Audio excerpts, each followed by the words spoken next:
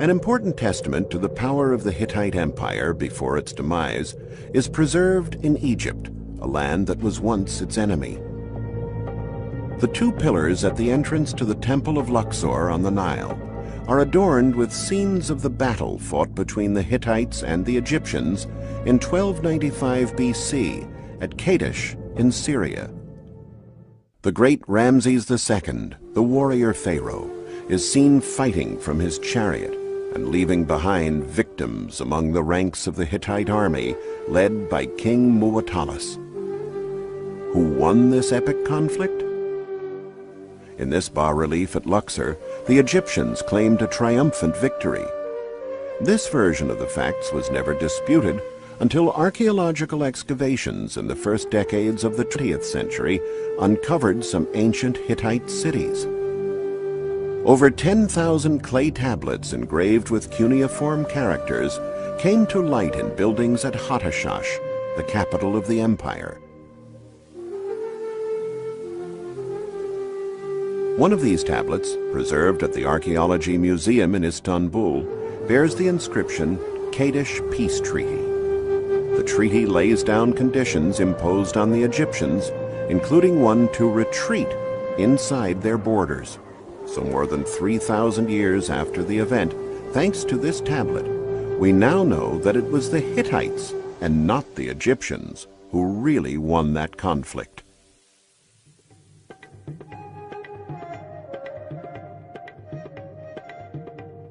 Over the centuries, Asia Minor has seen numerous civilizations flourish.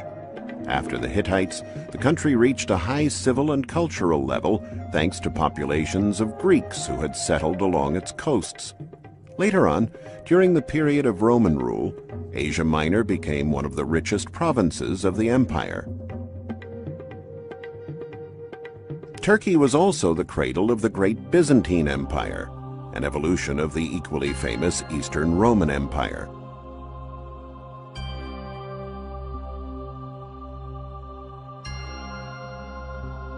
We will journey back in time, starting in the 6th century AD, and explore the great civilizations that flourished on the Turkish coasts and highlands.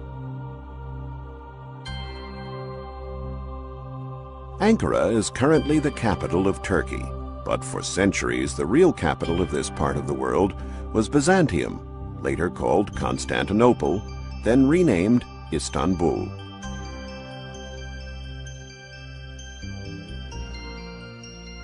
Byzantium was full of dazzling monuments. One of them was the Karnak obelisk, erected at the city's famous circus grounds in the first half of the 5th century AD. At the front of the base, there are portrayals of family members of Emperor Theodosius II, along with court dignitaries, watching circus chariot races from an elevated stand.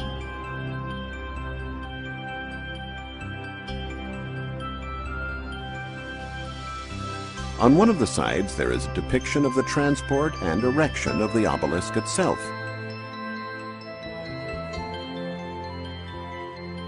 For centuries, Byzantium, or Constantinople, was the preeminent city of the entire Byzantine Empire. It boasted a modern plan and many infrastructures. At the Hippodrome is the Basilican Cistern, a gigantic underground tank constructed perhaps early in the 4th century AD by Emperor Constantine. Its name derives from the fact that it was enlarged using the uncovered area of a nearby basilica. What is exceptional is its 336 columns, all supporting the masonry vault. But certainly the most famous building of 6th century Byzantium is the Church of Saint Sophia, or Dome of Hagia Sophia, rebuilt as it appears today by Emperor Justinian. Its original appearance was altered after the Ottomans invaded the city. The church was turned into a mosque, and 4 characteristic minarets were added. Beautiful Byzantine mosaics covered with plaster in 1700 were brought to light in the 20th century when the mosque was turned into the Hagia Sophia, or Hagia Sophia Museum. Saint Sophia was known as the incarnation of divine wisdom. praying to her in this divine basilica must have filled thousands of visitors over the years with a sense of spirituality and grace. In the southwestern part of Turkey is the city of Aphrodisias, dedicated to the goddess Aphrodite, or Venus to the Romans. Founded in the 5th century BC, Aphrodisias became very important during the Greek-Roman era. Worship of the goddess at the sanctuary here spread throughout the Mediterranean area. Important archaeological discoveries have been made here since the 1960s. One of the most stunning sights is this gigantic stadium. Erected in the 1st century AD, it was over 850 feet long, and its original seats are still intact, arranged neatly in 30 rows. It is one of the world's best preserved ancient stadiums.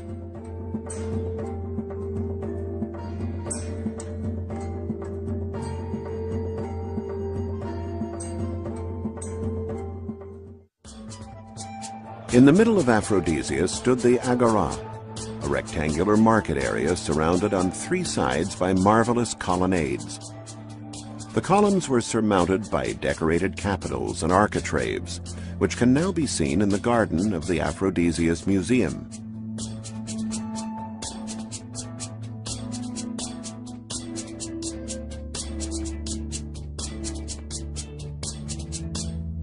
The theater here, which dates back to the end of the 2nd century AD, is also in a superb state of preservation. It has a capacity of 10,000 spectators. Built by Julius Zolios, it was dedicated to Aphrodite and the city.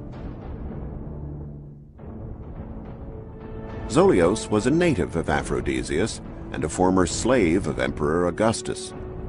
He did the city a very important service by having it obtain the special status of autonomous city exempt from taxes. The most sacred site in the city, of course, was the sanctuary of Aphrodite. This is the tetrapylon, the gateway to the sanctuary. The tetrapylon was originally composed of 4 rows of 4 columns each. Many of the spiral-fluted columns are still standing, with their gables still in place. Today, the tetrapylon is an isolated monument, but in ancient times a compound and a road connected it with the temple of Aphrodite. The temple itself was rebuilt in the 1st century BC with 8 columns on the short sides and 15 on the long sides.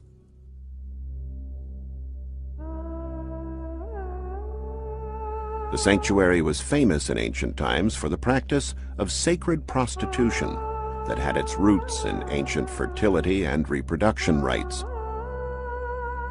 During the Christian Byzantine period, however, to help the population forget these pagan practices, the Temple of Aphrodite was turned into a church, and Aphrodisias was renamed Stavropolis, meaning City of the Cross.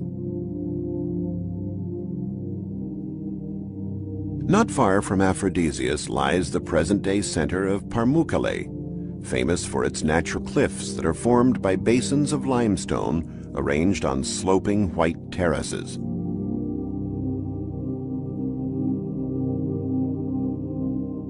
Pamukkale is the site of ancient Hierapolis, founded by the king of Pergamum in 190 BC. It was destroyed and rebuilt several times, and reached the height of its development between the 2nd and 3rd centuries AD, when it was inhabited by Greeks, Romans, and Jews. By the 6th century, in the Christian era, the city had become a bishopric. However, this did not prevent people from continuing to worship Pluto, the great pagan god of the underworld. Pluto's realm, the House of Hades, or Kingdom of the Dead, was thought to be located beneath the earth. Worshippers, part of a chthonic cult, perhaps thought the god had access to the Kingdom of the Dead somewhere under the ground at Hierapolis.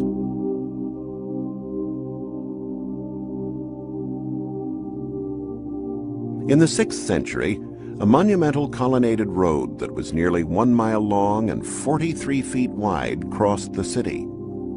Near the colonnaded street, there was a central fountain and a pond containing water believed to have healing properties.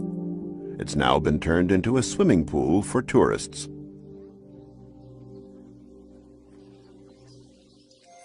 The theater, built in the 2nd century AD, is in such good shape it could probably be used today.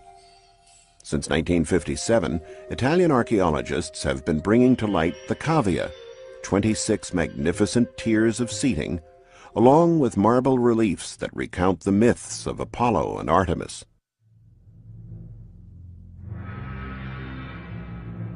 The cemetery of the city extended beyond the Byzantine walls. More than 1,000 tombs have been discovered here.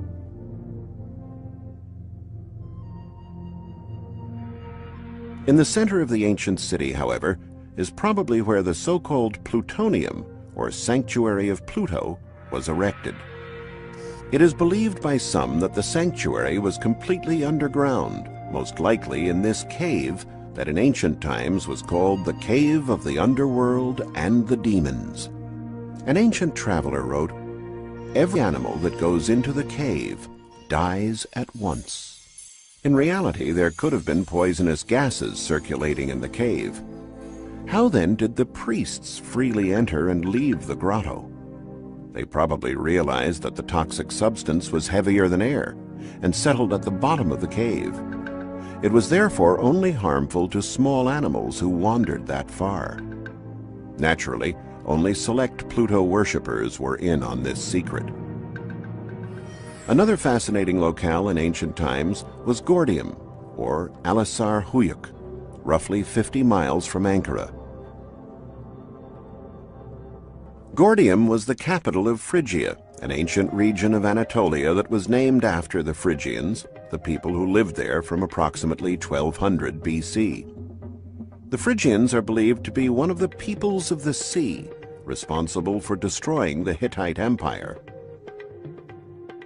Originally from Thrace, a region at the easternmost tip of the Balkan Peninsula, the Phrygians reached the height of their power around the 8th century BC. Archaeologists have found the remains of the city walls of Gordium and megarons, the great halls that belong to the complex of the royal palace and stand out for their size. Excavations have also uncovered decorative elements and furnishings, now preserved at the Museum of Anatolian Civilizations in Ankara.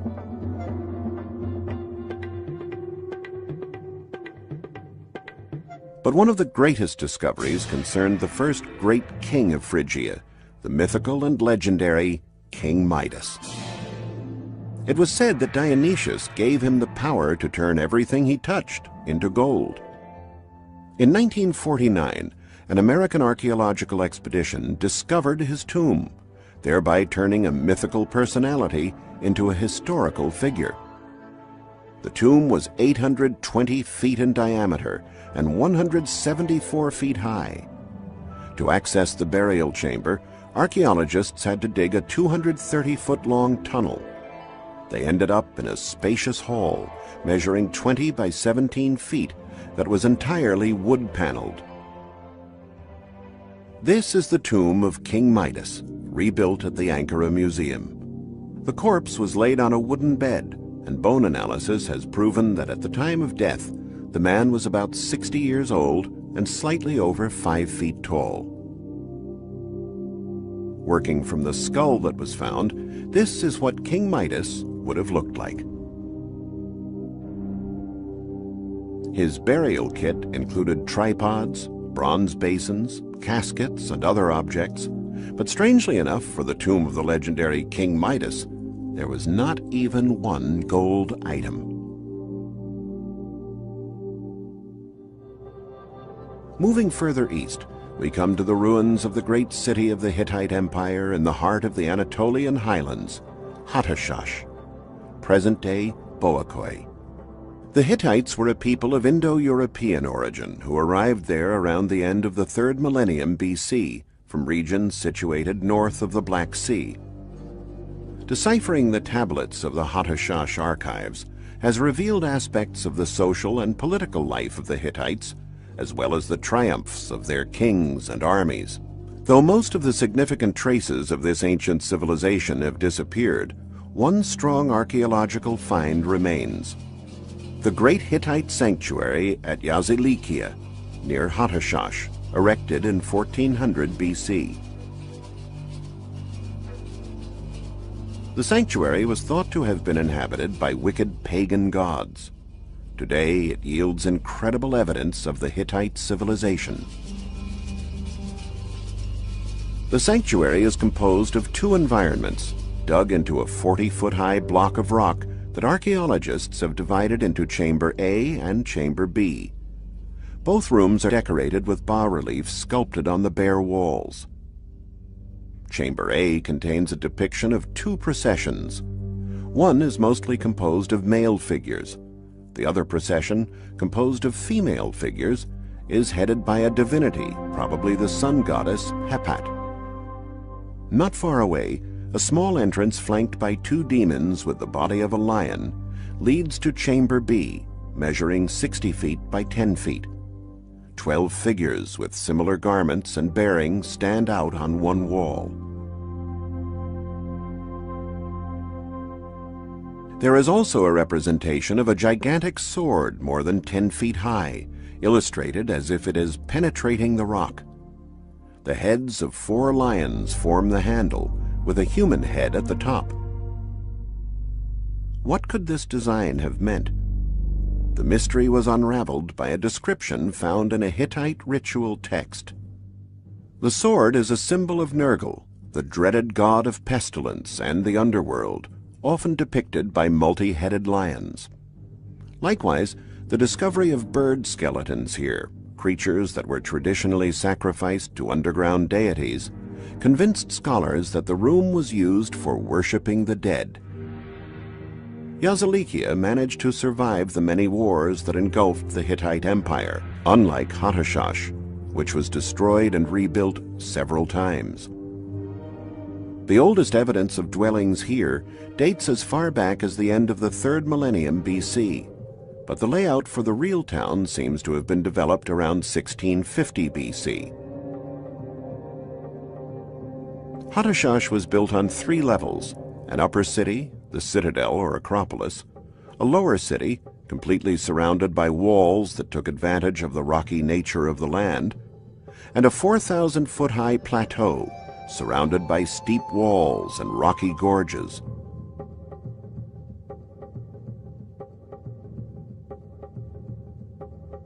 The walls formed a circuit that was about 3.5 miles long. Above an earth bulwark 30 feet high, they had erected crenellated walls alternated with mighty rectangular towers. This discovery allowed archaeologists to understand how the wall was made. It was only one of a treasure trove of finds in the area. Archaeologists also found the so-called Royal Gate, or Gate of the Kings. 2 towers flanked the gateway, and bronze-plated gates probably provided additional defense. 2 great statues of the war god dominated the entrance hall. This is a copy. The original is at the Ankara Museum.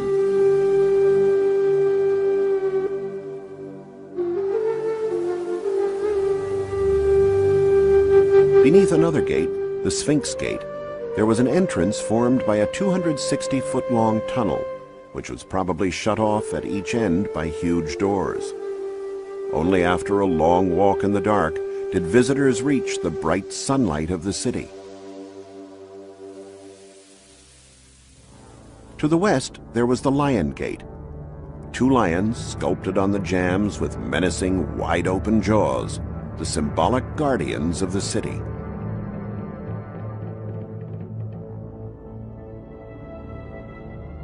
From the excavations, it appears there was no specific city plan. The streets must have been winding and haphazard. In the upper city, archaeologists found many buildings that they've identified as temples.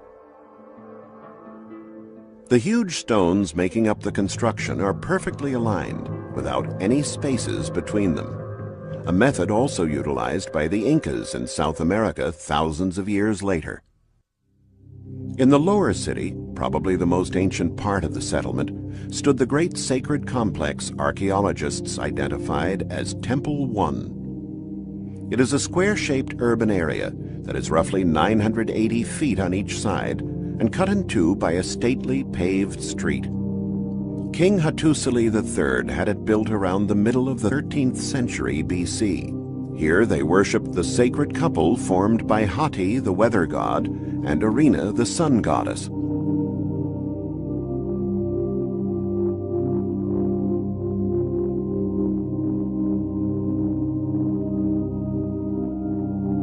The many rooms surrounding the temple, characterized by enormous aligned jars, were probably necessary for the sanctuary's elaborate religious rites and festivals that were put on before very large crowds.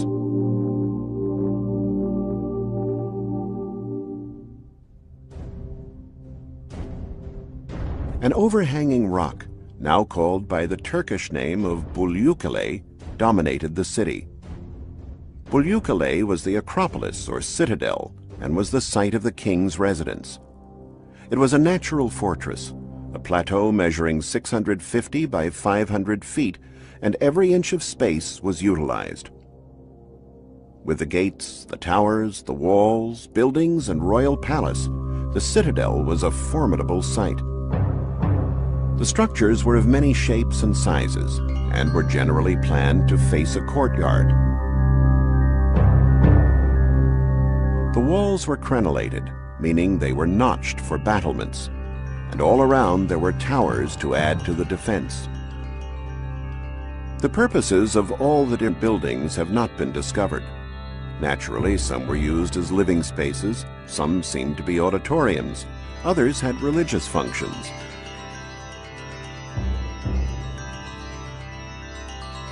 But the capacity of the citadel was immense.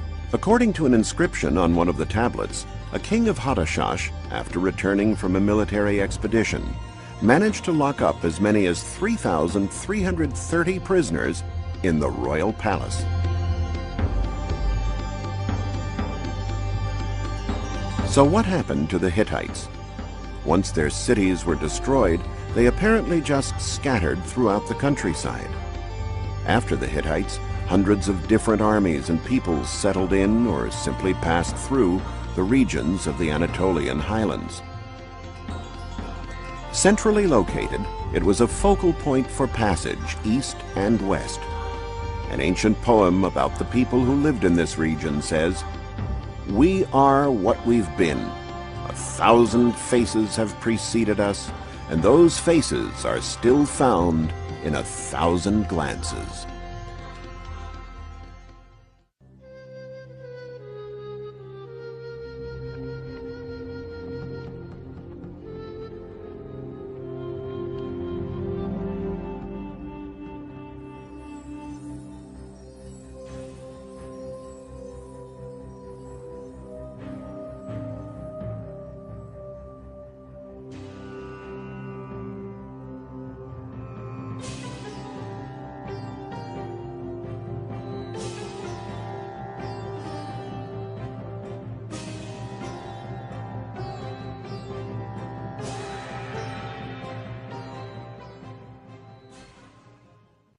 Conflict?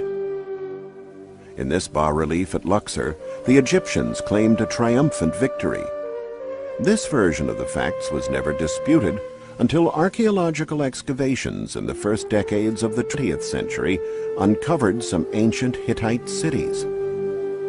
Over 10,000 clay tablets engraved with cuneiform characters came to light in buildings at Hattashsh, the capital of the empire. One of these tablets, preserved at the Archaeology Museum in Istanbul, bears the inscription, "Kadesh Peace Treaty." It is currently the capital of Turkey, but for centuries the real capital of this part of the world was Byzantium, later called Constantinople, then renamed Istanbul.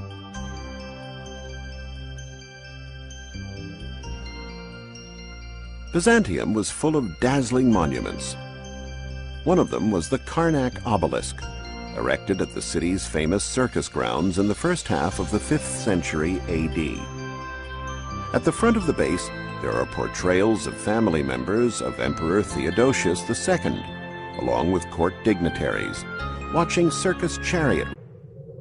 An important testament to the power of the Hittite Empire before its demise is preserved in Egypt, a land that was once its enemy.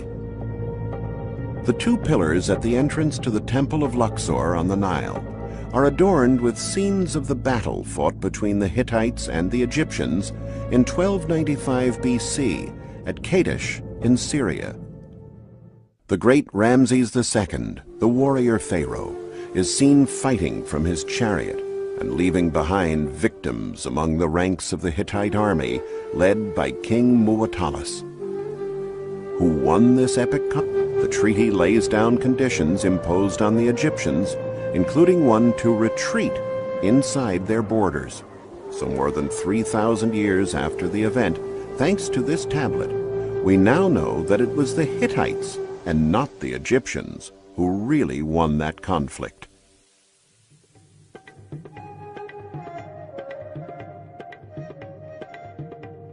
Over the centuries, Asia Minor has seen numerous civilizations flourish.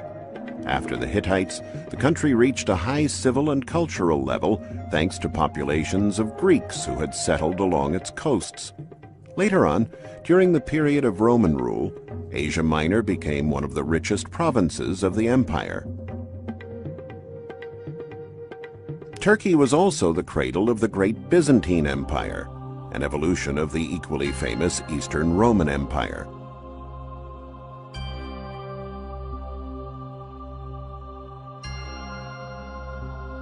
We will journey back in time, starting in the 6th century AD, and explore the great civilizations that flourished on the Turkish coasts and highlands. Ankara